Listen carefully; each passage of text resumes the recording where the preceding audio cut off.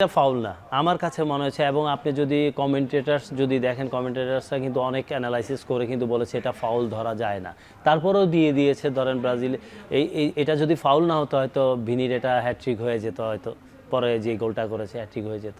মানে এইটা রেফারি আসলে দেখে কিন্তু ফাউলটা দিয়েছে, সেক্ষেত্রে আসলে কেন ফাউল হবে না কমেন্টেটর তো বলেছে, আপনার চোখে কেন ফাউল ধরা ঠিক হয়নি? আমার চোখে যেটা মনে হয়েছে রেফারি এটা চিন্তা করছে ট্যাকেল হয়েছে, একটু ট্যাকেল হয়েছে, যেটা এই একটুর জন্য হয়তো দিয়ে দিয়েছে ওদেরকে। কিন্তু আপনি যদি দেখেন অ্যাপ্রোচটা, ভিনি যখন রান করে ছুটে যাচ্ছে ভিনিকে উল্টো ধরে টেনে ফেলে দিচ্ছিল, তারপরও সে বের হয়ে গেছে। সো আমার মনে হয় যে রেফারি এটা ওভারলুক করতে পারতো, দিতে পারতো। আসলে দিন শেষে রেফারি ডিসিশনের চূড়ান্ত হয়তো উনি মনে করেছেন না এটা আমি ফাউল দিব।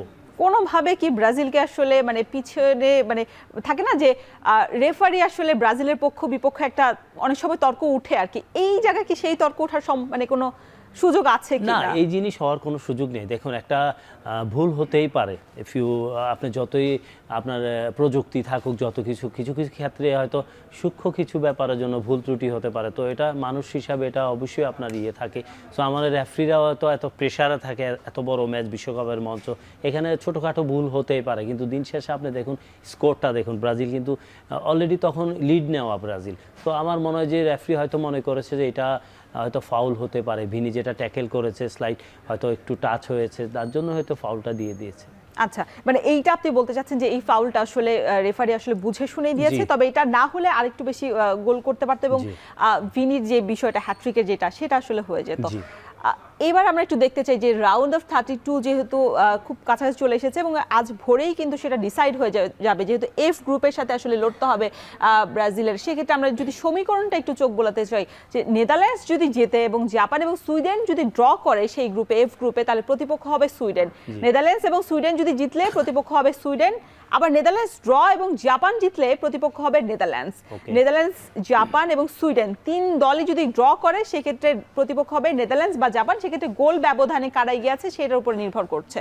এবং নেদারল্যান্ডস ড্র এবং সুইডেন যদি জেতে তাহলে প্রতিপক্ষ আবারও নেদারল্যান্ডস হবে। আমরা যদি আরেকটু দেখি, আমি ভরসা রাখি হিরন স্মার্ট ওয়াটার পিউরিফায়ারে। সেক্ষেত্রে আরেকটু সমীকরণ রয়েছে, নেদারল্যান্ডস যদি হারে এবং জাপান জিতে প্রতিপক্ষ হবে নেদারল্যান্ডস, নেদারল্যান্ডস হারলে এবং জাপান এবং সুইডেন ড্র করলে প্রতিপক্ষ হবে নেদারল্যান্ডস, এবং নেদারল্যান্ডস যদি হারে সেক্ষেত্রে সুইডেন যদি জয় পায় সেক্ষেত্রে প্রতিপক্ষ হবে নেদারল্যান্ডস বা জাপান। আবারও সেই একই সমীকরণ, গোল ব্যবধানে কারা আসলে এগিয়ে পিছিয়ে রয়েছে।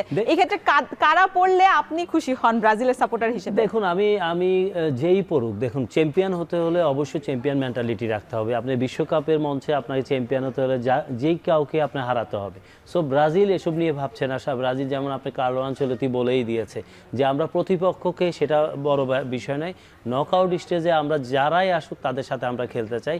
এই ব্রাজিল দল ডে বাই ডে কিন্তু আরও দুর্দর্শ হবে, তার কথাই স্ট্রেট ফরওয়ার্ড। সো আমার মনে হয় যে অ্যাজ এ কোচ যেই দলটাই আসুক তার সাথেই খেলতে রেডি ব্রাজিল। আমার মনে হয় এই ম্যাচ যদি ওরা হারে ব্রাজিলের ফেস করতে হবে, এটা কিন্তু আপনাকে মানতে হবে। কারণ নেদারল্যান্ডস লাস্ট ওয়ার্ল্ড কাপে দেখেন আপনি, কিন্তু ওরা সেমিফাইনালে আর্জেন্টিনার সাথে হেরে গেছে, এর আগেও কিন্তু ওরা বড় দলগুলোর সাথে কিন্তু গিয়ে নকআউট স্টেজে হারে। সো আমার মনে হয় যে নেদারল্যান্ডস চাইবে না যে ফেস করতে অন্তত ব্রাজিলের মতো দলকে। সো আমার মনে হয় যে এই দলটা অবশ্যই আজকে রাতে ওরা ওদের মতো কমফোর্টেবল একটা উইন পাবে এবং গ্রুপ চ্যাম্পিয়ন হয়ে ওরা কোয়ালিফাই করবে। তার এই আগ্রাসী মেজাজটা কি দেখতে পাবে কিনা যারা দেখুন, সমর্থকরা আপনি আছে? লাস্ট 14 মিনিটে খেলে যদি তার আপনি পাসিং অ্যাকুরেসি, সেট পিসগুলো দেখেন আতঙ্ক ছড়ায়, তাহলে আপনি, আমার তো মনে হয় সে 90 মিনিট ম্যাচে থাকে যে কোনো দল তাকে নিয়ে ভাবতে হবে।